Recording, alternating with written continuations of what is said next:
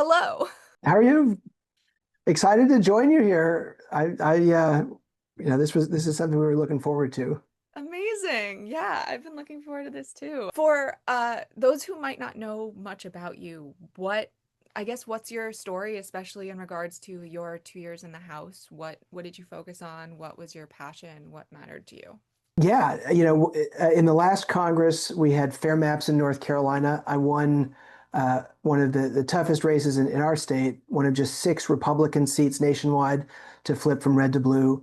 Got to go to Congress beating a Trump-backed far-right extremist in a Republican district and did everything I could to, focus on economic issues in the House.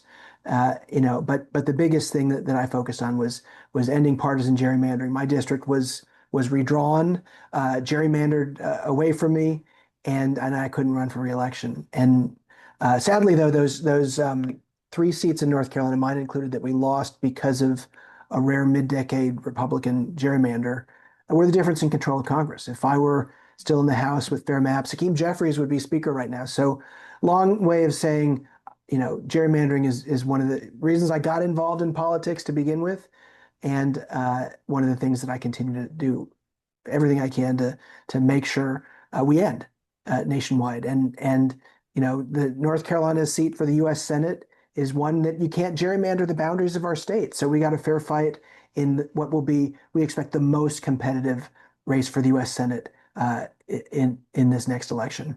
Well, I'm sure you have some thoughts on what just happened in Texas, what Greg Abbott just announced in Texas. Just horrifying. I mean, we see, I think just for Democrats, if we just kind of step back on gerrymandering, they are going to gerrymander the hell out of Texas even more than they already have. North Carolina is a 50-50 state. 71% of the seats in Congress go to Republicans. They can do that in Texas too if they're aggressive. But the thing the big picture for Democrats is we have been totally screwed by gerrymandering around the country. Republicans have a 16-seat gerrymandering advantage because there's some states where Democrats gerrymander, but there are a ton more states and districts where Republicans gerrymander. So the Brennan Center is a nonpartisan group. They put the number at 16. If Texas does this, that does more, that number will go higher. And then the census, most of the states that are going to get new seats in the census in 2030 are going to be these Republican states that gerrymander the hell out of their districts. So we're going to get even worse, even more screwed. So this is the thing that folks, if you care about good policy in Washington, Democrat, Republican, especially folks in the center, you want to have fair maps. And what we're seeing in Texas is just one more example of Republicans willing to do anything to keep power in Congress. And we got to be much tougher as Democrats. We are losing this fight in a major way. And North Carolina is exhibit number one in how we just got totally screwed by this process. Do you think that what Gavin Newsom is saying he might do with trying to gerrymander California in the opposite direction might lead us to fair maps? I don't know. I don't know. I haven't followed California and their maps. I know they have an independent commission that is, that does some good things there. But the big thing is we can fix this in the U.S. Congress. We can pass my bill, the Fair Maps Act, that would get nationwide independent redistricting in every state. So every state plays by the same rules. That's the ultimate way to go. And voters should trust Democrats on this to get fair maps, to get that, because we are so screwed by the current way that this is done. And that doesn't just mean better policy. The biggest thing I got to see in Congress in the last Congress was the least productive ever going back to 1860 because of gerrymandering. It's so hard to find common ground because 92% of the seats in the House are basically guaranteed to go to whoever wins the Democratic primary or the Republican primary.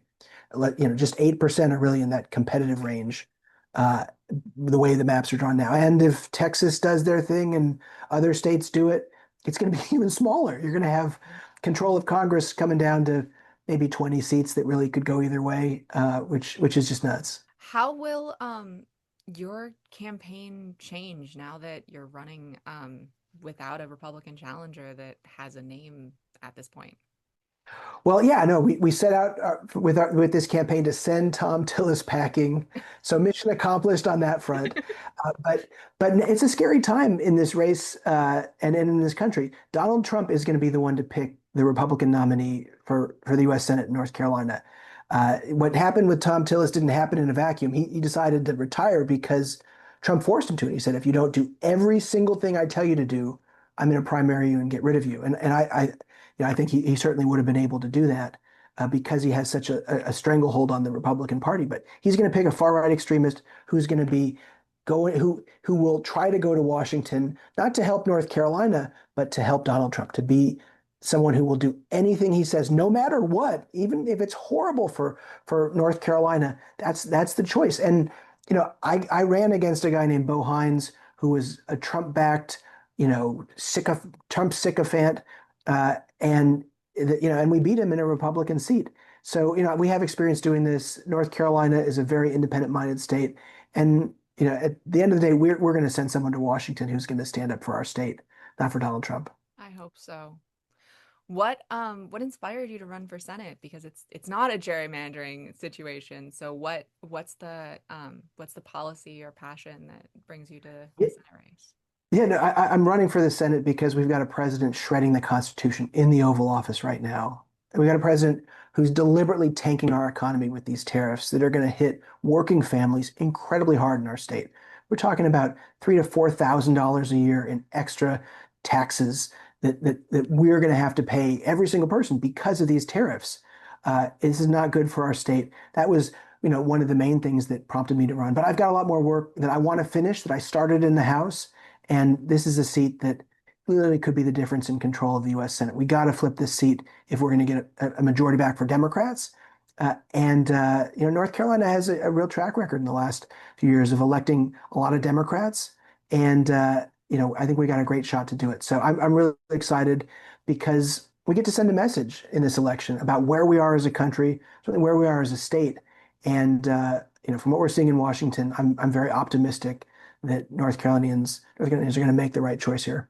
What are some of those things that you want to continue that you started in the House? Well, gerrymandering is a big piece of it. But I'm a dad. I've got two kids, 10 and 12. So a lot of my focus is just, how can we help families? I was part of this new group when I got to Congress, the Congressional Dads Caucus. So we talk about paid family medical leave. We talk about bringing down the crushing cost of childcare, making, child tax credits. That's important too. These are things that we can do to help families. That's always kind of been a passion of mine is, how can we help, working families in North Carolina and did a lot of work there. Housing, a huge issue in our state.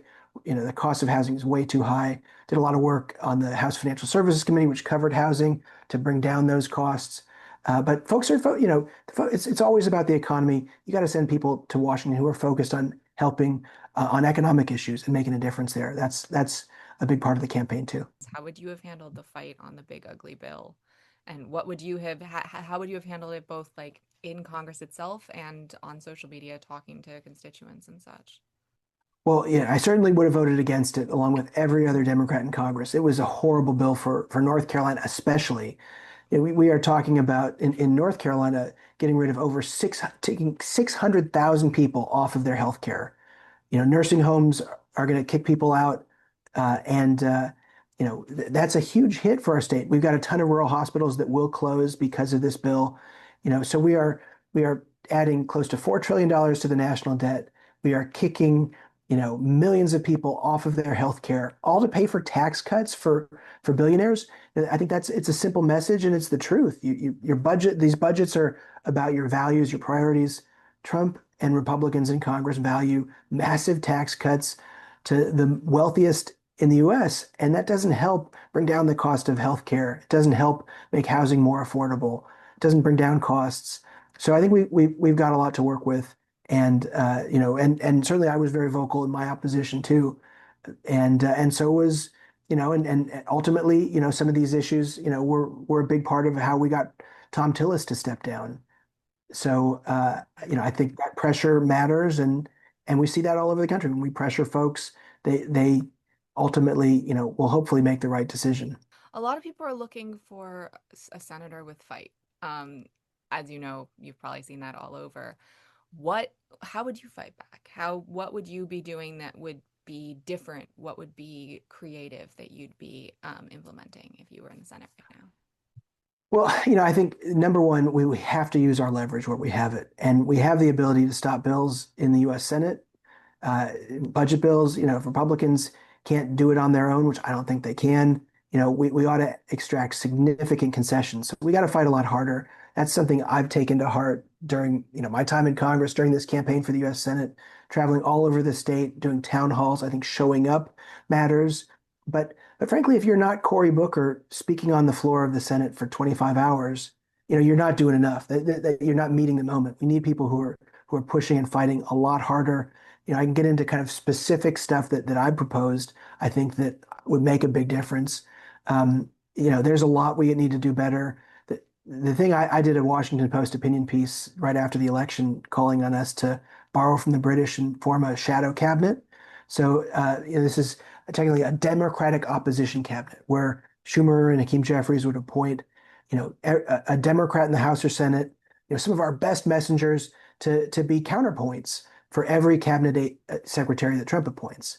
That's something that I really, wish we had done. I'm going to continue talking about that one because that is something very specific we can and should do to fight back and push back against Trump and to talk about the good things that we're doing, the good policies we support. Another reason I was excited to join this, I really like how you kind of focus on, you know, despite what you hear in the news, Democrats are doing a lot of good things and have a lot of good policy goals and a lot of good policy ideas. And that's one of the hundred things we got to do right. Ultimately, these elections are about who's going to stand up and fight for our state. That's something I've been doing as an Obama staffer, a state senator, and as a member of Congress. And I'm going to fight with every ounce of my energy to make sure we flip this seat. Is there, have you heard about, because the DNC is kind of doing that, or they're trying to, with having people like Martin O'Malley and saying that he's going around and talking about the Social Security and considering him part of a people's cabinet. Do you think it would be more powerful coming from Senate and Congress now? Yeah, I mean, they have done this for like 100 years in Great Britain, Canada, Australia. It's not a paid thing. It's just something where you put, someone who is the point person for that agency. And what they're doing is kind of it's good. It's sort of there's I don't think it's a bad thing that what they're doing, but the best is you just really focus all attention on one messenger. And that's the problem for Democrats right now is we have 30 different messengers from all over the place talking about things differently. And, the press can just pick one person, and make that person the messenger and someone else can make someone else the messenger. And so our messages is all over the place. But if we had one person that was the counterpoint for, the Justice Department, then every single TV booker would know this is the person to get. Every person who wants to talk about the horrible shit that Pam Bondi's doing would have someone. I suggested Adam Schiff, as in my fantasy, shadow cabinet as like he would be great, and then everyone would know who to go to. So that was something that I think would help there, focus our message. Aside from Schiff, who are some of your favorite senators that you would want to emulate if you were in the Senate? Well, I mean, I think one of the things I really liked when I got to Congress is we had this transition in the House from Nancy Pelosi and Steny Hoyer to Hakeem Jeffries and Catherine Clark, a new generation of leaders. We need a new generation of leaders in the Senate. We need folks who are willing to fight and younger members. So, I'm 49, which would be really young for the Senate. So the only place 49 feels very young. So like, again, Cory Booker, John Ossoff, those are folks that I've worked with, I think are working in the right direction, really good messengers, and focused on solving problems. We need a lot more of that. There are a lot of people who are disappointed with a lot of senators that they keep confirming some of Trump's cabinet picks. How would you go about confirmation votes? The folks that Trump has put forward are just totally unqualified. And you have to just start there. I think we need to do a much better job standing up and pushing back. The CR that went through with Schumer and support from other Senate Democrats was a total missed opportunity. We have leverage. We need to use it. Republicans are going to shut stuff down regardless. They already are. They are attacking every single agency, cutting funds all over the place. We get nothing from just letting them do it. So we got to stand up and use every single ounce of our leverage when we have it. And I'm not seeing enough of that from folks in Congress. And having served there, I can just say, you get this little bubble around the U.S. House of Representatives and the Senate, and it's this little echo chamber, and folks think that oh, they're being super smart by playing three steps ahead or something, and you go and you talk to folks around the country in real parts of America, and they just think you're nuts. Trump is not doing things that are anywhere near helpful for North Carolina. You got to stand up. Yeah. The CR is coming back up again in a few weeks in Senate time. Would you vote to shut down the government this time if you were in? The whole point of being in Congress is if you have a majority, that's your majority. Use it. So Republicans have a majority in the House, a majority in the Senate. They have a president. If they can't pass it on their own, they're going to have to negotiate with us, and we're going to expect a lot in return. So that's up to them. But if I was there and they don't negotiate with us, they don't give us a good deal, a fair deal, then no, you vote no, absolutely, and make them figure it out on their own. One of the things, if you're just kind of looking for some silver linings in Congress, Republicans in the House, amazingly they were able to get their votes on this big ugly bill, but they're really stupid and they're really bad at their jobs. And I think it's going to be hard for them to get on the same page on just about anything else. So, I think the chaos and confusion I saw when I was in Congress and certainly continued, they have a very, very narrow majority. And I think they're going to have a lot of trouble doing just about anything else. And how's your campaign going so far? I mean, it's been a great start. We're building a campaign to win that can and will win and flip this seat. Traveling the state, lots of town hall meetings. That's something that we've really focused on. When I was in Congress, I did it too. 16 town hall meetings. You got to show up and answer questions for the voters. And the Republicans in North Carolina aren't doing it. They can't show up. They'll just get screamed and yelled at and booed because these policies are horrible for our state. And that they've all made this choice that they're going to be blindly loyal to Trump, and that doesn't help you answer questions. So I think for us, a winning campaign is focusing on economic issues, getting around the state, and pushing back every chance we get. What's giving you hope right now? Well, I firmly believe that our democracy will bend, but it won't break. We're seeing the courts push back on what Trump is doing, but this is a very scary time. But you run for office because you believe in your state. I ran for Congress a little over 2 years ago, and folks said you couldn't win a Republican seat in a midterm with Joe Biden as president. And you just have to go out there and say you believe in your state. And for folks who are looking for hope, I got to Congress because folks did the right things. They had a choice. I was in a district that could have gone either way, and they picked someone who was going to go there and fight for our state and solve problems over a Trump-backed far-right extremist. And when folks have the choice, they make the right choice, and that gives me a ton of hope in this next election. Everything I'm seeing as I travel the state, people are angry, they're fired up, they see what's happening in Washington, and they want to change. They want someone who's going to push back on policies that are horrible for North Carolina. And it's a simple thing in North Carolina. Our voters are very independent minded, and they wanted someone who's going to bring down costs and tackle inflation. And Donald Trump is doing exactly the opposite. He is, when you add $4 trillion to the national debt, inflation is going to go up. When you have tariffs, you're going to add $3,000 or $4,000 to everybody in our state. Costs are going to go up a ton. So we got a lot to work with there, but we got to talk about our positive ideas, the things we want to do to help people. We can't just be against Trump. We got to talk about how we want to help people. So I spend a ton of time talking about bringing down healthcare costs and housing costs. Again, my work on the Congressional Dads Caucus, a ton we can do to help families. And that's been what I get excited about every day. And again, I believe in North Carolina. I know we're going to make the right choice. And one of the things about running a big campaign like this for the U.S. Senate is you really get to communicate with voters. You can really, talk about your positions, talk about the positive things you want to do in a way that you really can't, even in a race for Congress. You only get a few commercials, you only get a few real ways, a few things you can say to voters. But in a Senate race, you're going to be talking to them for close to a year. You can really get to talk about wealth and income inequality, what we need to do to help improve our economy, and the policies that we have to do it to help folks. That's what gets me excited every day. What else sets running for Congress apart from running for Senate? How is it different? It's just a lot bigger. North Carolina has, I won one of 14 congressional districts in our state. It's a much bigger, a lot more people to talk to, a lot more driving. But at the end, it's the same. It's just about, you know, putting out a good positive message, talking about how you want to fix people's problems. And, you know, the thing that also is exciting is, we have a very narrow map in the Senate now, and North Carolina is one of the few places where we have a really good chance to flip a Senate seat.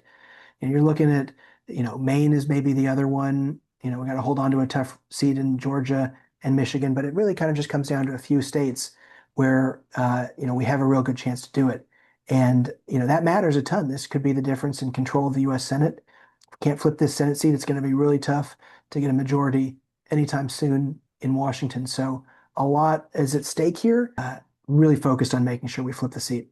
Is there anything that I didn't ask that you wish I had that you want to talk about?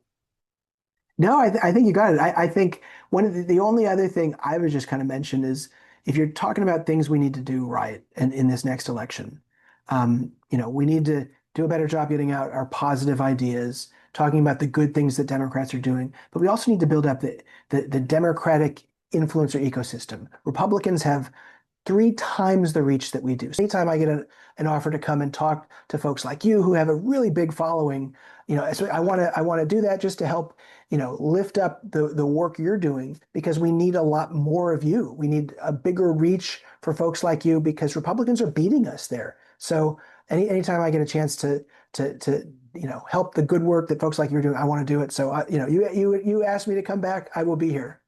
Well, thank you so much. I'm so honored. This has been wonderful, and you are fantastic. And I look forward to watching your campaign throughout the next year and some odd amount of time. Hey, thanks so much. Really, really enjoyed talking with you. All right.